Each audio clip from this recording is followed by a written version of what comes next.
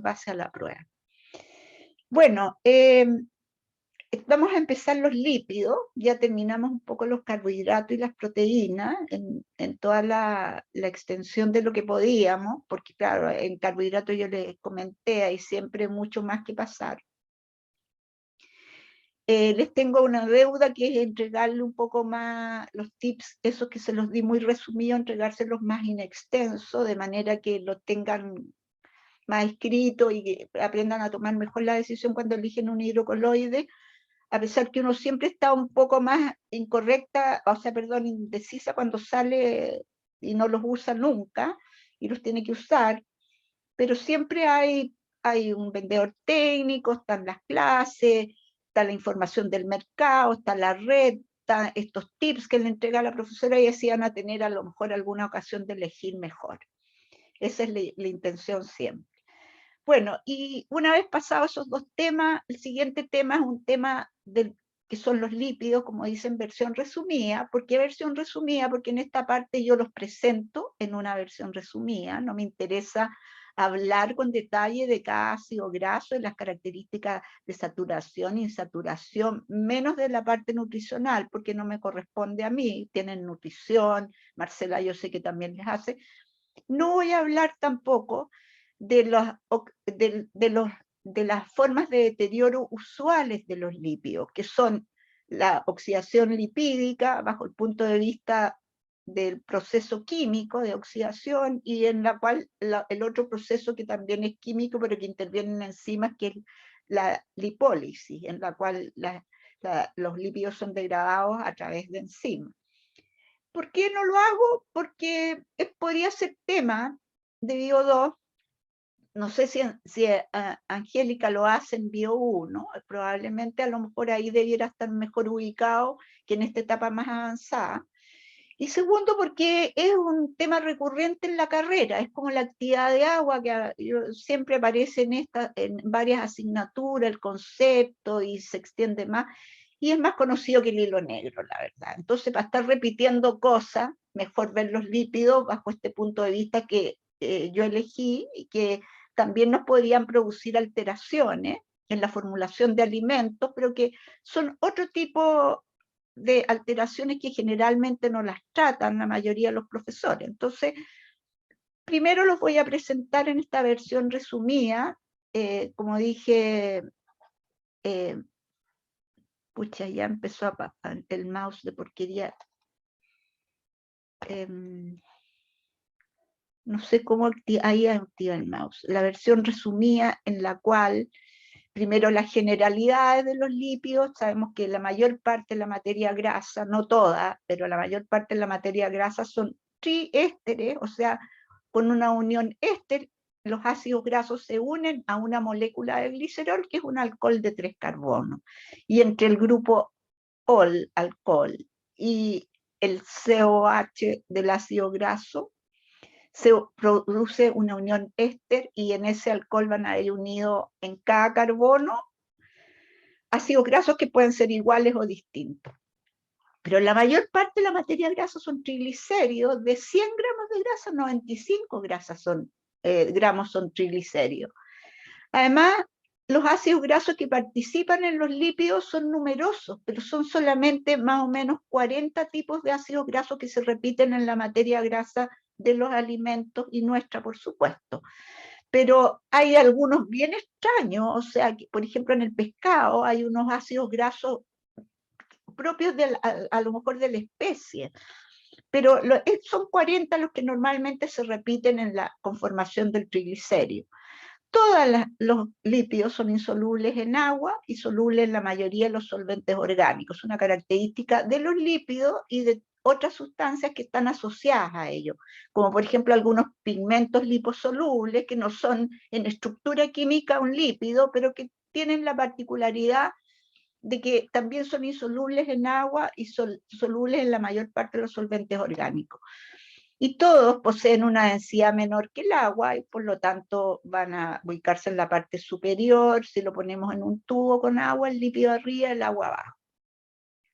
Ahora, bajo el punto de vista dietético, aunque no es solamente nombrar la generalidad, nuestras nuestras, digamos, necesidades energéticas no deberían ser más de un 30 o un 35% de lípido. Los chilenos en general somos obesos, o sea, estamos en un rango superior a ese, pero lo recomendable es que el 30-35% de nuestras necesidades energéticas sean suplidas por lípidos.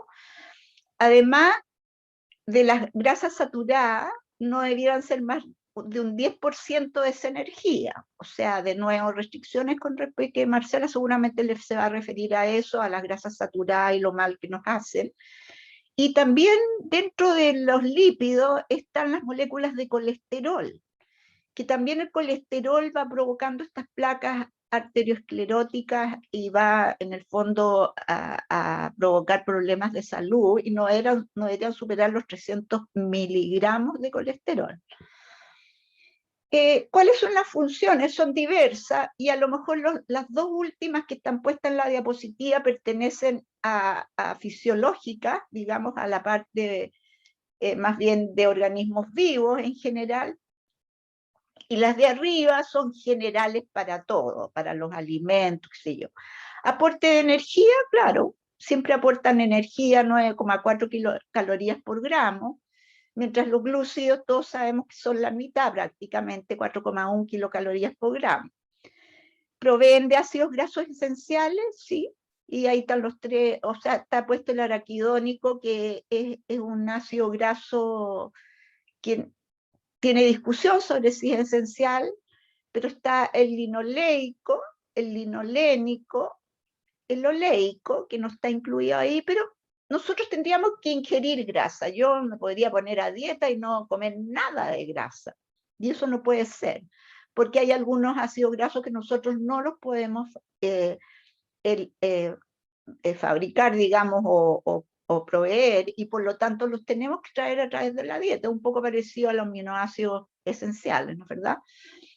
Los lípidos los lípidos solubles, los pocos que son solubles y que son además volátiles, pueden dar sabor y aroma al alimento.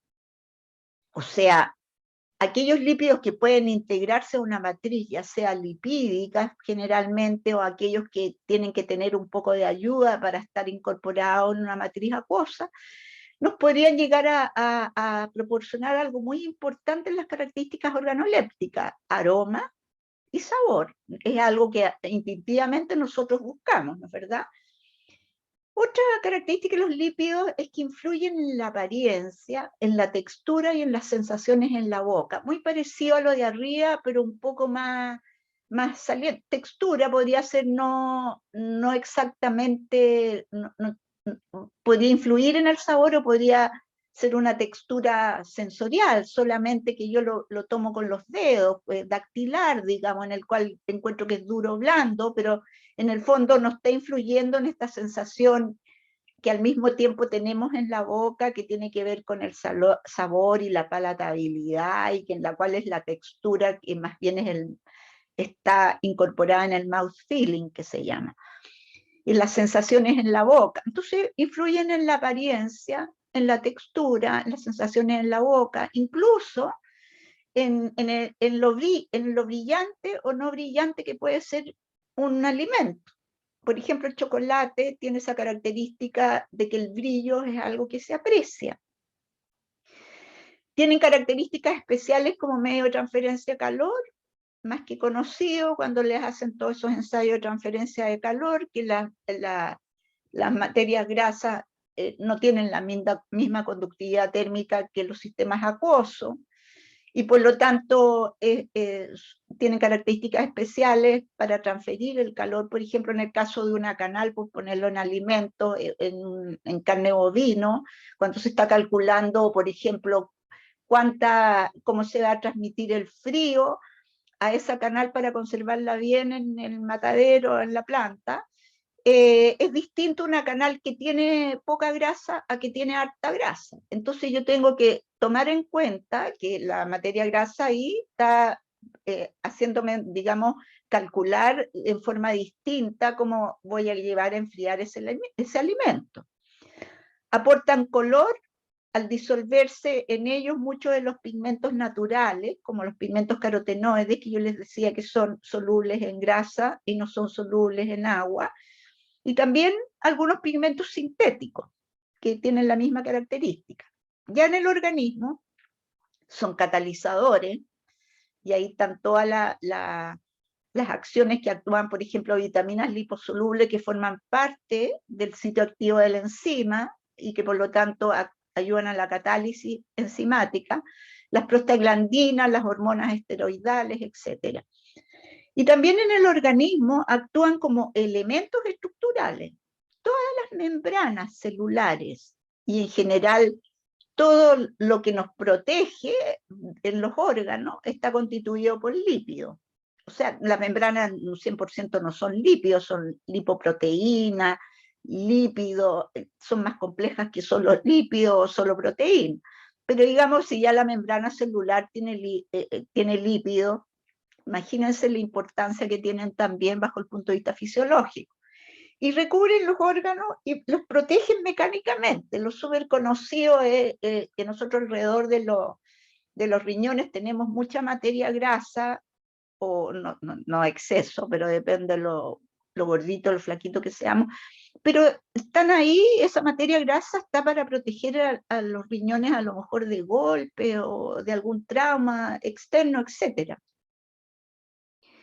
Bueno, y aquí los ácidos grasos presentados muy en general se dividen en dos grupos, saturado e insaturado, y la gran diferencia que se podría ver como acá es que los saturados, por ejemplo, tienen una cadena lineal o una colita, digamos, la parte apolar del lípido, es la cabeza polar y la parte apolar, es rectilínea, digamos, y en el caso de los ácidos grasos insaturados, cuando se presenta un doble enlace, se quiebra.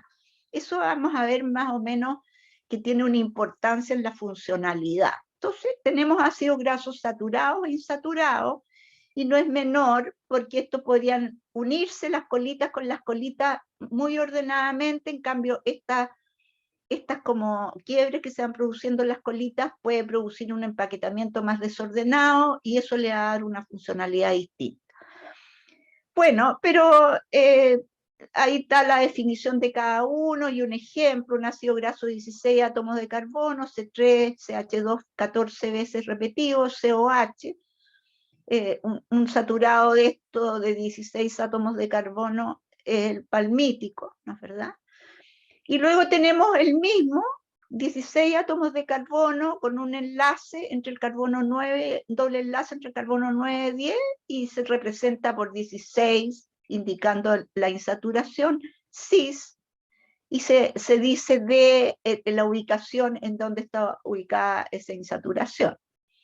Este es menos frecuente, es palmitoleico, creo, de los ácidos grasos insaturados. Bueno, y entonces esa es la diferencia base entre un saturado y insaturado, y acá tienen los ácidos grasos más comunes, arriba en la primera línea todos los saturados.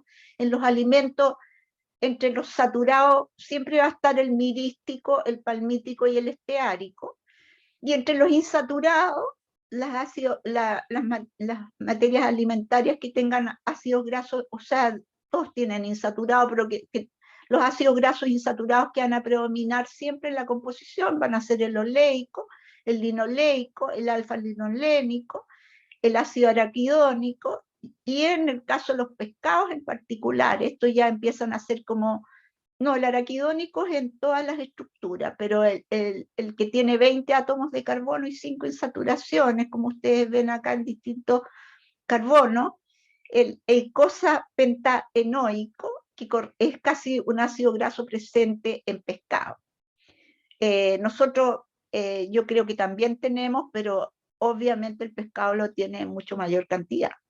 Entonces, los que tienen, en general, como ustedes ven, así como ahora viendo el número de átomos de carbono, predominan C18 y C20. Y en el caso de los que son saturados, hay desde el 14, el 16 y el 18.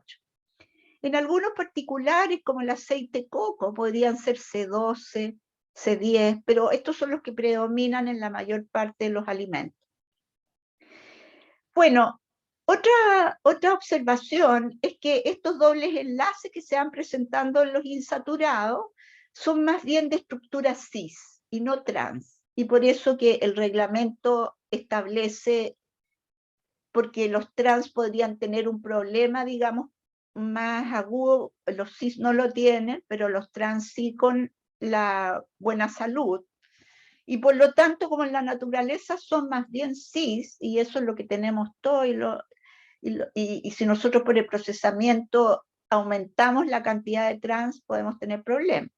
Y la segunda observación es que en la naturaleza tienen un número par de átomos de carbono. Ustedes lo ven, todos son números pares. Existen impares también, pero el predominio es el número par de ácidos de átomos de carbono. Hay una clasificación que me gusta, no, le puse las resumidas ya. Aquí hay una clasificación en las cuales podemos distinguir bajo el punto de vista químico aquellas materias grasas que son neutras o simples, y aquellas materias grasas que son complejas, y aquellas materias grasas que son derivados de lípidos. Entonces tenemos estos tres grandes grupos, los neutros o simples. Cada vez que yo hago una hidrólisis, voy separando los constituyentes de la materia grasa, voy a tener como resultado de la hidrólisis ácidos grasos libres y alcohol. Y en este grupo encontramos dos tipos de materia grasa que solamente van a dar ácidos libres y alcohol, que son los acilglicéridos o las grasas neutras, entre esos los monoglicéridos, los diglicéridos y los triglicéridos, y aquellos que son ya ceras, en la cual tienen un alcohol de alto peso molecular siempre. En cambio, estos podrían tener alcoholes que tienen un peso, un alcohol que es el glicerol, que tiene 3 carbonos. En cambio, esto podría tener un alcohol que tiene más allá de 3 carbonos, no ser glicerol, digamos, sino un alcohol de alto peso molecular. Y además, a pesar que acá también se repite un poco que la mayoría son de alto peso molecular, pero no todos, acá sí o sí tienen ácidos grasos de alto peso molecular. Entonces, estos dos grupos se distinguen los acilglicéridos o las grasas neutras, como dije, monoditriglicéridos, y por otro lado, y acá está la mayor parte de la grasa de la naturaleza, y por otro lado, las ceras, que tienen alcohol de alto peso molecular y ácidos grasos de alto peso molecular. Ahora, en los complejos, la diferencia con los anteriores es que si yo hidrolizo, aparte del ácido graso y el alcohol, se va a generar también otra molécula, puede ser nitrógeno, fósforo o un carbohidrato. O sea, voy a tener más allá de puro ácido graso y alcohol, sino que otra cosa más que estaba unida a la materia grasa. Y estos complejos son muy importantes, sobre todo los fosfolípidos, forman parte de las dobles membranas celulares y tienen la característica, esto ya han conocido esta palabra, de ser anfipáticos, anfifílico, significa que tienen una sección soluble en agua y una sección soluble en grasa. O sea, esto, sobre todo los fosfolípidos, como digo, no solamente tienen importancia por la membrana celular, sino que vamos a ver más adelante que son usados como emulsificantes por esa característica de tener una parte soluble en agua y otra parte soluble en lípidos. Y acá están los fosfolípidos, los glicolípidos, hay varios tipos de glicolípidos, entre los que resaltan son los esfingolípidos y otros. Acá hay muchos más grupos que en esta, no estoy pasando grasas así en química, eso lo puede pasar Francisco, otra persona en química orgánica, pero acá seleccioné esta clasificación porque la tenía resumida. Acá hay varios otros dentro de los complejos, pero fosfolípidos, glicolípidos y otros. Y finalmente los derivados de lípidos, que la característica es que no tienen ácidos grasos, pero que se comportan bajo el punto de vista de la solubilidad igual que los lípidos. Y por lo tanto, al no tener ácido graso, son insaponificables. No son capaces de formar, digamos, un jabón en la reacción de saponificación, se pone frente a una base, y bueno, se hace la saponificación con una base y reaccionan generando lo que se llama un jabón, que la palabra griega es sapón, viene de saponificación. Esto no lo hacen porque no tienen ácido graso, entonces no pueden hacer una reacción y forman parte de los residuos insaponificables, no por eso menor. Pero cuando se quieren hacer determinaciones de derivados de lípido, yo no me voy a ir a reacciones en que yo tenga que, por ejemplo, separar ácidos grasos. Acá no, hago más bien una reacción para la parte de insaponificable, y en el insaponificable puedo determinar el colesterol, que aquí no sale, pero que es parte de eso, los terpenos, que son moléculas que dan mucho aroma, el aroma en la naranja, el limón, muchas frutas tienen terpeno y son aromáticos, y bueno, y no tienen ácidos grasos, y entonces pertenecen a este grupo. Entonces cuando yo quiero determinar sustancias terpenoides, porque quiero saber qué composición tiene el aroma de la naranja, no sé, lo tengo que hacer a partir del insaponificable. Lo mismo ustedes han visto en los atletas las sustancias esteroidales. Cuando se quiere, no sé, por un atleta determinar si consumió esteroides antes de la carrera, lo tienen que hacer en esa fracción. Las prostaglandinas y, como les dije, el popular colesterol, que no está puesto acá. Bueno, esta es una clasificación química útil para ubicarse, ¿no es verdad? Porque estas clasificaciones nos ubican bien en dónde vamos a estar nosotros, en qué tipo de lípido vamos a estar hablando. Pero bajo el punto de vista de lo que vamos a ver en la asignatura, me interesó mucho ver esta clasificación que más bien le da esta característica entre lípidos que son altamente polares, que en el fondo toman en cuenta la polaridad partida por la apolaridad. Y esto es lo que en algún momento un autor que se llama Belton los clasifica entre aquellos lípidos que son muy polares, como son fosfolípidos, galactolípidos, monoacilglicéridos y diglicéridos, y aquellos en que la relación entre polaridad y apolaridad está más equilibrada. No quiere decir que no tengan polaridad, podrían tenerla, pero está más equilibrada, porque como tienen una zona ahí apolar que casi compensa la polar, y se llaman como lípidos apolares, y en la cual se ubica este grupo de los triglicéridos.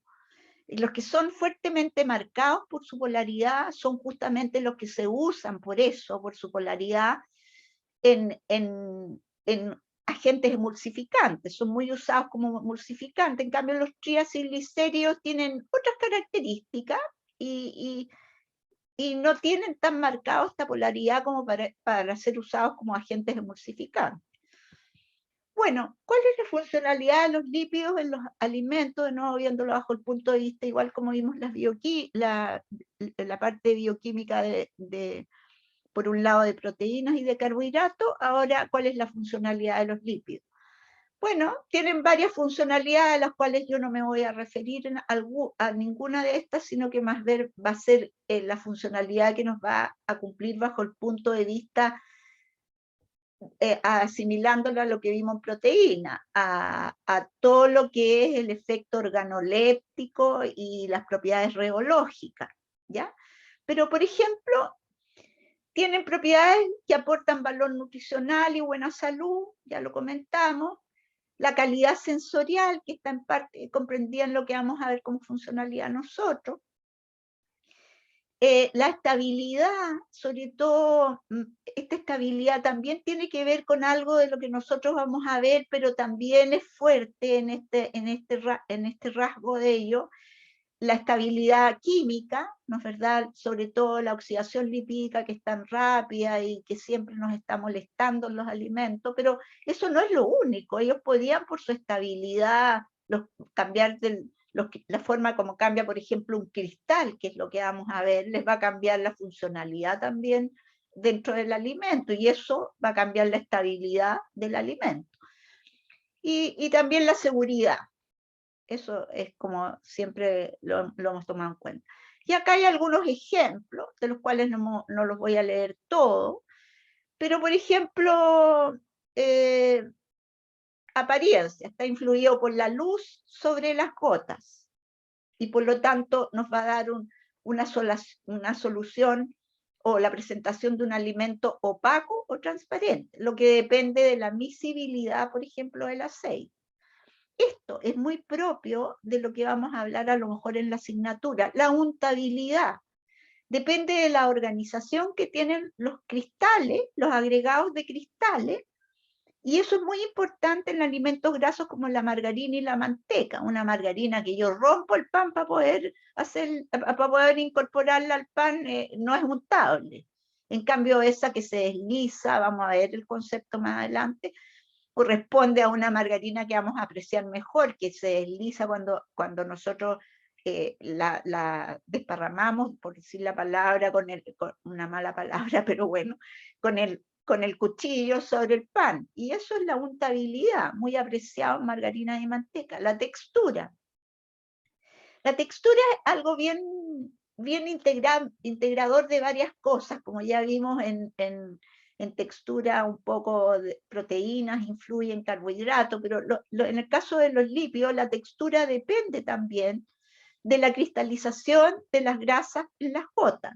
O sea, eso podríamos decir que la textura que es una cualidad que puede verse bajo distintos puntos de vista y influida por distintas macromoléculas. En el caso de los lípidos también están influyendo en eso. Bueno, crema, etcétera, etcétera, derretimiento de cristales de grasa en la boca, que da la sensación de enfriamiento, es una característica muy importante en algunos alimentos. ¿Se fijan? Entonces, acá hay una serie de ejemplos los cuales ustedes pueden leer y deducir que ellos igual están ejerciendo un efecto muy importante en nuestras características, en lo que apreciamos del alimento, en la funcionalidad como sensorial, incluso si el alimento nos cambia en el tiempo, en la estabilidad, y vamos a ir analizando con calma, digamos, algunos de estos resultados que sale acá. Bueno, acá preferí ponerle algunas definiciones que nos van a marcar un poco. Por ejemplo, la consistencia, la plasticidad y el poder lubricante, muy asociado a los lípidos. La consistencia es la propiedad de un cuerpo en virtud de la cual tiende a oponerse a la deformación. Tal vez Fernando Osorio, que le gustan las propiedades reológicas, ha hablado con más propiedad incluso que yo de eso. Pero esa es la consistencia, es como a mantener, ¿no es verdad?, su forma y no a deformarse cuando yo aplico una fuerza. La plasticidad es la propiedad de conservar la deformación después de aplicar la fuerza que la originaba. O sea, por ejemplo, la untabilidad forma parte de eso. Una margarina es plástica y cumple con lo que nosotros apreciamos como untabilidad. El poder lubricante es la prevención de cohesión entre superficies con reducción de la fricción y contribución a la suavidad y al deslizamiento. Uno siempre lo tiende a ver, ¿no es verdad? A lo mejor un lubricante para auto, un lubricante para otro, pero en el caso de los alimentos en la boca, los lípidos, yo les he comentado, van a, por ejemplo, ejercer una tremenda acción junto con el agua, por supuesto, en el deslizamiento de las fibras musculares cuando nosotros estamos mascando. Entonces, una carne que tiene más lípido entre las fibras musculares, más agua entre las fibras musculares, cuando nosotros ejercemos esa acción mecánica de mascar con los dientes, va a ser más suave, le va a dar suavidad, y porque las fibras se deslizan una sobre otra por la materia grasa y el agua, y eso va a ser apreciado como nosotros como una carne más blandita, a lo mejor con el agua más jugosa también, ¿no es verdad? Y más agradable para nosotros. Bueno, los lípidos polares, de los cuales Benton se refirió como apolares, pueden interactuar con el agua. Fíjense, esto es una característica propia casi de los lípidos. Las proteínas no lo hacen. Los carbohidratos tampoco lo hacen. Pero los lípidos sí. Pueden formar tres fases. Si yo lo echo en agua, pueden presentarse como sólidos, cristales, definitivamente cristales sólidos. pueden presentarse como cristales líquidos, que cosa más rara, es una fase que no conocíamos hasta el momento y que los lípidos ha originado, digamos, a cambiar esta manera que existe solamente la fase, el gas, el sólido y el líquido, ¿no? En los lípidos existen además cristales líquidos, que son formas intermedias, mesomórficas, con una estructura intermedia, y que cumplen algunas acciones que se asemejan a los sólidos y otras acciones que se asemejan a la fase líquida. Eso es muy particular de ello y vamos a ver que lo vamos a analizar un poco más, vamos a ver las formas que eso tiene y cómo nos podría influir un poco en la funcionalidad.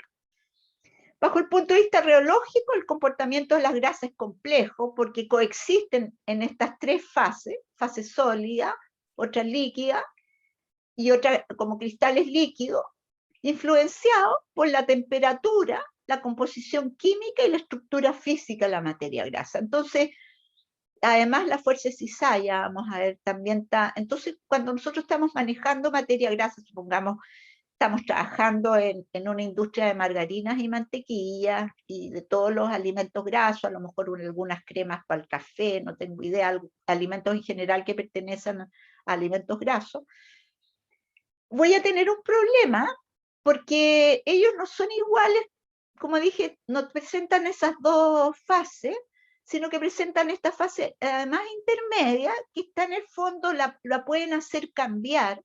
Además, esta fase puede pasar a esta fase también puede convertirse en sólido, entonces se empiezan a mezclar entre ellos, esta también puede pasar a líquido y así. Y entonces vamos a tener que, nosotros aplicamos temperatura y ya no tenemos tan clarito si las fases, cuáles son las tres fases, qué parte de la materia grasa está en la fase, no sé, sólida, cuál está en la líquida, etcétera, etcétera. Pero generalmente la transformación va en estos dos, en realidad, entre cristales líquidos y fases líquidas. O cambiamos la agitación y nos empieza a provocar el mismo problema. Y eso, para más remate, influenciado por la composición química de la materia grasa y por supuesto que la estructura física que van a tener probablemente los sólidos de materia grasa. Entonces es compleja manejarlo. En esta diapositiva llego hasta acá y ahora voy a stop sharing y voy a compartir pantalla, eso sí, con otra presentación. Como ustedes ven, los lípidos comienzan a tener diferencias que son bastante diferentes a lo que son en general otros elementos, otras macromoléculas que están en el alimento. Bueno, y acá viene una presentación justamente que se relaciona a eso, porque dijimos que las materias grasas son capaces de formar cristales y a partir de esos cristales, además, producir cambios de la forma del cristal y producir otra forma de cristal que se llaman polimorfos. Entonces vamos analizando. Aquí vamos a analizar la formación de cristales, el polimorfismo. Lo que yo me referí en algún momento al empaquetamiento, a la unión, digamos, de las colitas, esas que, como el polimorfo va en el fondo organizándose en una estructura de varios ácidos grasos que van a ir dando forma, van a dar una forma que después podría cambiar a otra forma, etc.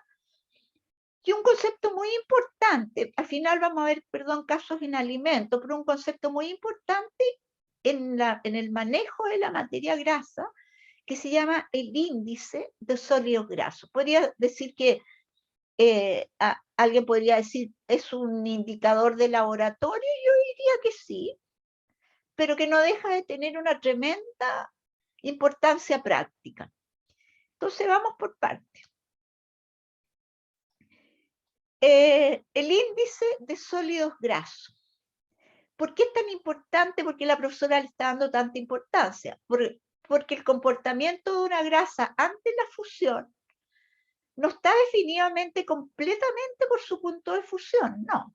Momento en el que todos los componentes son líquidos, sino que existe un concepto diferente, que es el índice de sólidos grasos, en el cual nos indica no el momento en el cual todos los componentes son líquidos, sino que en el índice sólido graso es una propiedad relacionada al concepto de 3 fases en las cuales se presenta la materia grasa, y que al final de cuentas tiene un efecto sobre la consistencia de la grasa bajo diferentes condiciones de temperatura. Entonces, me relata no el resultado final como el punto fusión. El punto fusión, todas las materias grasas tienen un punto fusión, pero yo a lo mejor no quiero la materia grasa totalmente fundida, y en una margarina la quiero, más bien, la puedo definir con un índice de sólidos grasos adecuado para una margarina que es más untable, otra margarina que es, digamos, más dura, y entonces el índice de sólidos grasos me va indicando la proporcionalidad que hay entre grasas que están líquidas y grasas que no han alcanzado ese estado líquido todavía. Miren, vamos a ir analizándolo, pero es útil porque si yo estoy trabajando en una industria de alimentos grasos, esto es fundamental.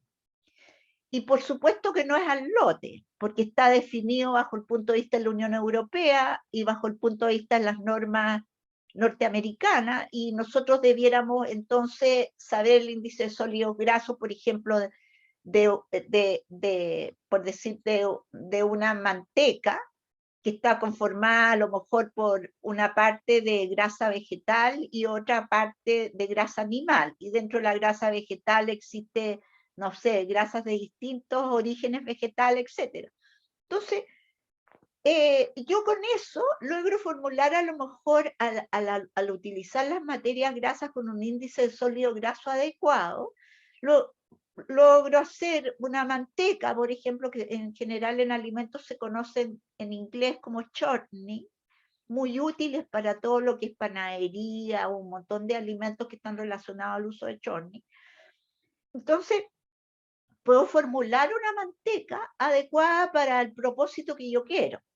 Por ejemplo, cuando pretendemos freír con una manteca de fritura, es distinto a una manteca en la cual yo la voy a agregar a la matriz. No necesito tener esa manteca tan dura, que en la fritura yo la pongo a calentar y pum, llega al estado final, al punto de fusión, y está líquida, y yo frío en manteca, no sé, por la sopaipilla, lo que sea.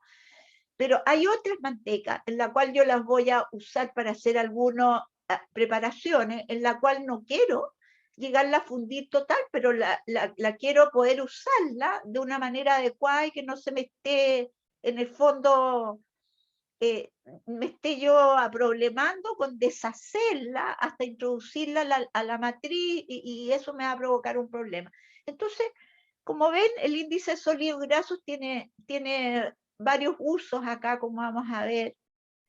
Permite conocer el grado de fusibilidad de una manteca, mantequilla o margarina, su comportamiento, cómo se va a comportar en temperaturas bajas como el refrigerador, a temperatura ambiente cómo se va a comportar, y cómo se va a comportar cuando nosotros a la temperatura de nuestro paladar los comemos.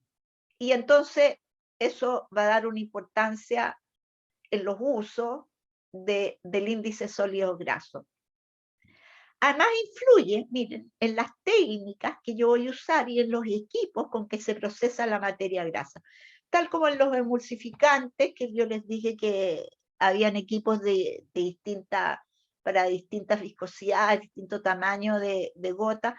Bueno, acá el mismo cuento. El equipo que voy a elegir va a estar dependiendo un poco del índice de sólidos grasos que tienen las materias primas con que estoy usando el equipo para formular, por ejemplo, una manteca, como vimos el ejemplo.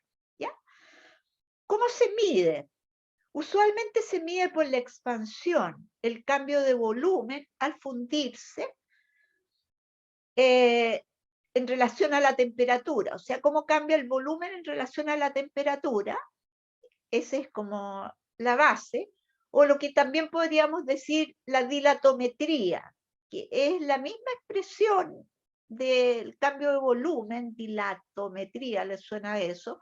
En relación a la temperatura, porque es un examen dilatométrico de la materia grasa. Y se representa en el porcentaje de grasa sólida que va quedando frente a las temperaturas que nosotros vamos a usar. Este no me gusta tanto, creo que hay uno mejor, déjenme ver. No, parece que dejé eso nomás. Bueno, acá tienen un ensayo de una curva dilatométrica, en el cual pueden ver que acá van a ir aplicando distintas temperaturas y aquí van a ir midiendo el volumen específico de la materia grasa. Y ese volumen va a tener al principio, cuando yo tengo baja la temperatura, va a tener una baja proporción de grasa líquida, va a tener más bien alta grasa sólida, podríamos decir, ¿no es verdad? Entonces, en esta parte de acá, yo tengo la representación, y si yo lo tiro para acá, lo infiero más allá de otras temperaturas, esta línea recta que está acá, asociada a estas primeras etapas, representa la línea de sólidos, de materia grasa sólida. Y si yo sigo aplicando la temperatura, llega un momento en que la materia grasa finalmente se presenta líquida, se funde totalmente. Entonces, de nuevo, a esta temperatura mucho más alta, la tengo totalmente líquida. Yo tiro una línea, infiero esa línea, una línea recta, digamos, que va a representar en el fondo la línea de fase líquida. ¿Y qué es lo que va a hacer? Como dice acá, el porcentaje de sólidos grasos a las diferentes temperaturas. Esta.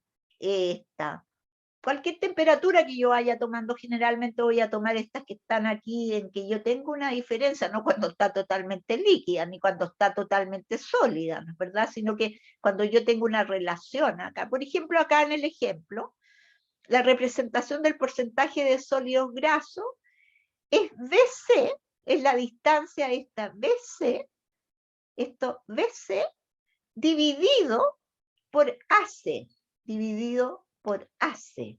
Eso me va a dar la proporción o el porcentaje de sólidos grasos que yo tengo a esta temperatura en la cual la estoy midiendo. Bueno, como yo dije en algún momento determinado, yo podría hacerlo ilimitadamente. Mi problema es que podría hacerlo con esta temperatura, con esta otra temperatura, y va a ir variando. Y ustedes ven que aquí hay un ejemplo en rojo de una materia grasa, que incluso no se comporta así como línea recta, un poquitito como está acá, sino que es bien anacrónico como se va presentando, y eso depende de la composición de la materia grasa. Entonces yo diría, ¿cómo determino en forma como más rigurosa el porcentaje de materia grasa? Bueno, acá tienen el CGS, ya no me acuerdo, de grasa sólida, el contenido de grasa sólida. Se determina, por ejemplo, por resonancia magnética nuclear. Yo tendría que tener un equipo que me permita irlo viendo, y se ha establecido en Europa que se hace a los 10 grados, las mediciones se hacen, a los 10 grados, a los 20, a los 30 y a los 40. Y el sistema norteamericano toma 5 medidas. En vez de tomar estas 4 temperaturas, toma a los 10, a los 21,1, a los 26,7, a los 33,3 y a los 40 grados. Y con eso se elabora una curva del perfil de fusión, que en el fondo representa lo que en inglés se llama el plastic range, o sea, el área plástica o el comportamiento plástico que va a tener la materia grasa, o rango de temperatura en el cual la margarina mantiene sus características plásticas. O sea, el plastic range es lo que yo quiero en el fondo establecer, porque estoy tratando de mantener, por ejemplo, una margarina con características plásticas. Y este es el rango de temperatura, los distintos rangos de temperatura en el cual debo hacer la evaluación en cada uno de estos, del porcentaje de grasa sólida o índice de sólidos grasos. Y aquí tienen la representación en este cuadrito de varios tipos de materia grasa la primera columna representa el punto de fusión, es decir, cuando la grasa ya está toda fundida, esa etapa final en que todo es líquido, y luego tienen mediciones del plastic range, o mejor dicho, del índice de sólidos grasos, en el sistema norteamericano, a los 10 grados, a los 21, 26,7, 33, 37,8 para manteca de cacao, chocolate, podríamos decir la manteca de cacao que es del chocolate, aceite de coco, que todos lo conocemos, especialmente las mujeres cuando nos da con ponernos aceite de coco en el pelo, y que ahora han tratado de decir que el aceite de coco, poco menos que si me lo como, es la panacea de la buena nutrición. Mentira. El aceite de coco van a ver que tiene más ácidos grasos saturados, entre esos C12 en grandes proporciones. O sea, 50% creo que el aceite de coco tiene ácido graso saturado. Entonces, no sé por qué el réclame de que es la panacea para vivir más sano, no sé. Yo no lo tengo conceptuado así. La manteca de cerdo, que entre paréntesis la grasa animal siempre tiene más saturados que insaturados, levemente, porque tampoco es una exageración, es como por decirte 49% versus 50%, una cosa así. Pero la manteca de cerdo tiende a tener un poco más de insaturado que la manteca bovina.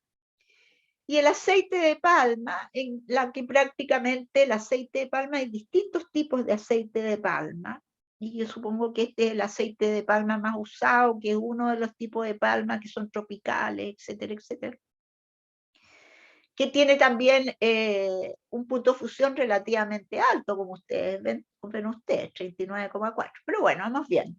Y aquí tenemos cómo se van comportando, por ejemplo, la mantequilla a los 10 grados tiene un 32%, a los 21 bajó a 2, a los 26, 9, a los 33, que ya es casi temperatura ambiente, tiene solamente 3% de materia de ácidos grasos sólido, o sea, acá está prácticamente líquido, ¿se fijan? En esto yo ya tengo que media fundida la mantequilla, de acá ya empieza a los 21 grados, una temperatura de 21 grados, la voy a tener, digamos, con solamente un 12% de grasa sólida y no sé, un 78% de grasa líquida, entonces ya empieza a cambiar su textura, ¿no es verdad? Comienza a licuarse, hasta que finalmente a los 37 no tiene nada.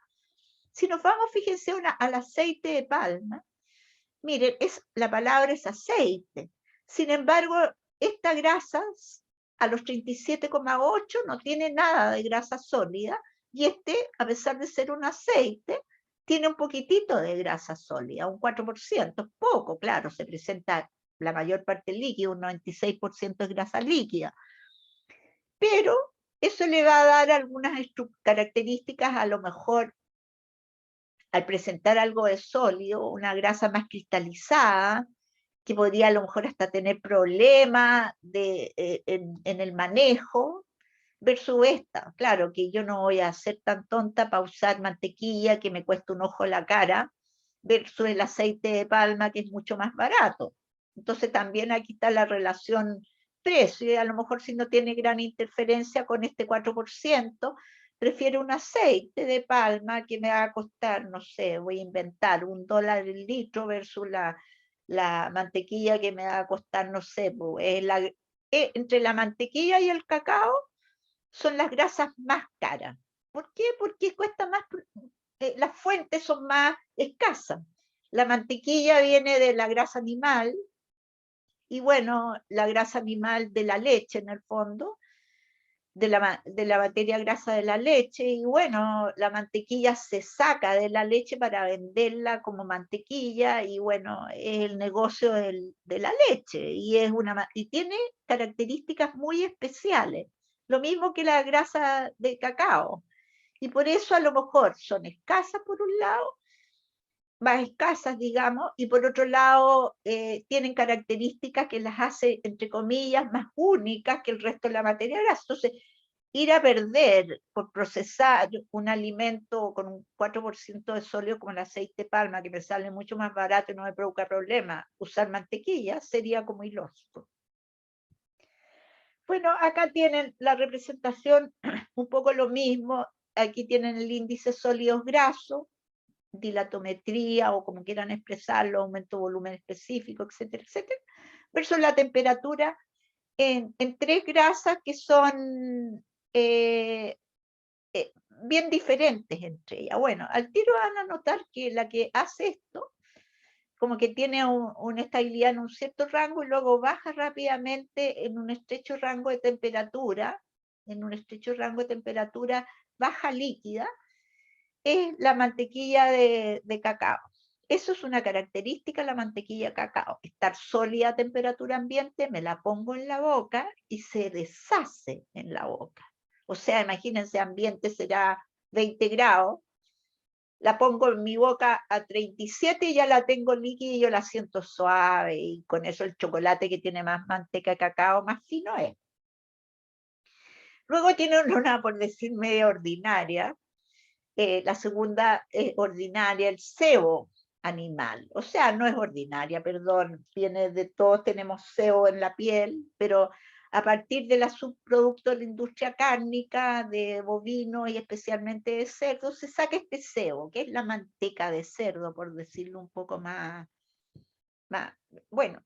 El comportamiento de ella es bien diferente a como lo ven. Dice, el sebo tiene una curva más extendida que la grasa de cacao, mientras que el grasa de cacao tiene un descenso agudo deseable en un rango estrecho de temperatura. En cambio, a este yo tengo que ir aplicándole temperatura para que tenga este comportamiento.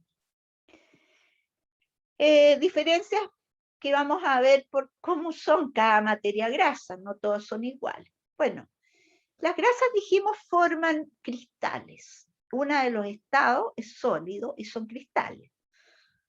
Y cada vez que se cristaliza grasa o se cristaliza moléculas de agua, se siguen la misma etapa, pero claro, unos son moléculas de agua y otros son materia grasa. Es un proceso que realiza un cambio de base, pasando el sistema de un estado de desequilibrio a un estado de equilibrio. Yo siempre he comentado que los cristales son muy estables, equilibrados, mientras que las fases líquidas, en lo que estén, van a estar más bien desequilibrado bajo el punto de vista de la termodinámica. Entonces, todo lo que cristaliza va a ser, no sé, un cristal de mineral, es más estable que algo que no tiene una estructura de cristal. De hecho, algo que caracteriza a los cristales es este estado ordenado de la materia. Bueno, y cuando se van formando cristales, se siguen distintas etapas que ustedes pueden ver acá. Primero se forma un núcleo, o sea, un núcleo base en el cual unas pequeñas moléculas, 6, 7 moléculas de ácido graso, o sea, perdón, moléculas de grasa, se juntan, y ese es el núcleo. En el caso del agua también son 5 o 6 moléculas de agua que primero forman ese núcleo y que luego este núcleo comienza a crecer. Alrededor del núcleo se van depositando concéntricamente, así como capas concéntricas de agua en el caso del agua o de grasa en la materia grasa. Y entonces empieza como a crecer. Y ese es el crecimiento, o sea, el núcleo de origen al cristal, es como la primera etapa del cristal. Luego el crecimiento del cristal va creciendo, va transformándose en varias capas que van haciéndolo crecer. Y luego llega la transformación, en el cual prácticamente el cristal adquiere su forma final. No sé, pues hexágono, tetraedro, cualquiera forma que quieran dar. Entonces siempre, en el caso, por ejemplo, de los cristales de hielo, del agua, se forma la nucleación, luego se crece, como en el mismo sentido que estamos hablando, y luego, por ejemplo, en el caso de los cristales del agua, yo sé que tienen 6 lados, hexaedros creo que se llaman, 6 lados, que se van uniendo entre sí, van formando una estructura muy ordenada, que es el cristal de hielo. En el caso de la materia grasa también pasa, pero no todos son hexaedros tan ordenados como el agua, ese nos provoca un poco de problema. Vamos a ver que hay distintos formas que van a tener acá, y que para más remate esa forma final que adquieren podría por el procesamiento cambiar a otra forma. O sea, nos complican la vida un poco. Pero cada cristal produce dos tipos de patrones. Si lo analizamos en algo más fino, que es la difracción de rayos X, se presentan espaciados cortos y espaciados largos. Los cortos dan el ancho de la celda unitaria o de la subcélula, ya les voy a explicar eso. Y los espaciados largos están conformados por la longitud y la inclinación de la cadena. Vamos a avanzar en eso unas par de diapositivas para que se vayan formando una idea. Ay, acá está. Acá tienen un ácido graso que tiene una cabeza cargada por el grupo COH y una colita. Y ustedes ven que estas colitas, acá se van ordenando los ácidos grasos. Y como ven, acá están uno al lado del otro en forma paralela. Y este es el espaciado corto y este es el espaciado largo. Entonces cada cristal va a tener un espaciado corto y un espaciado largo, como ven acá. Va a haber una celda unitaria que va a tener un cierto espaciado, un ancho y un cierto largo, que se va repitiendo, como ustedes ven acá en el cristal, varias iguales, y van a constituir un cristal de distintas formas de acuerdo a la cola que tienen, al espaciado largo y de acuerdo al espaciado corto. Y acá pueden tener, por ejemplo, los tres formas más usuales, que son los rómbicos, los triclínicos, en que tienen los lados inclinados, y finalmente los hexagonales, y estos son los polimorfos más famosos, el beta prima, los beta y los alfa. Entonces, eso al final de que se ha formado estos espaciados cortos y largos, van dando estos cristales, ¿no es verdad? Y miren lo que pasa a continuación. Eso si yo tengo, no sé, una celda unitaria que se va dispersando, distribuyendo en el espacio tridimensional, va a crear una forma de cristal tridimensional que puede ser rómbico, triclínico o hexagonal, comúnmente, pero podrían haber otras formas más. Bueno, yo creo que son las 16:47, mañana seguimos explicando la cristalización de la materia grasa. Y bueno, si quieren seguimos, yo feliz, pero sé que ustedes después me van a reclamar.